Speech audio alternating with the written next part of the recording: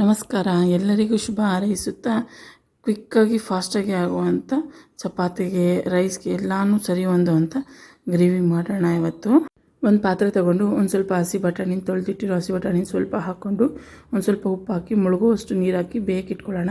ಈಗ ಒಂದು ಬಟ್ಲು ತೊಗೊಂಡು ಒಂದು ಸ್ವಲ್ಪ ಎಣ್ಣೆ, ಒಂದು 4 ಚಕ್ಕೆ, ಒಂದು 4 ಲವಂಗ, ಒಂದು ಸ್ವಲ್ಪ ಕರಿಮೆಣಸು, ಒಂದು ಏಲಕ್ಕಿನ ಹಾಕಿ ಫ್ರೈ ಮಾಡ್ಕೊಳ್ಳೋಣ. ಜೀರಿಗೆನೂ ಹಾಕ್ಕೋಬೇಕು.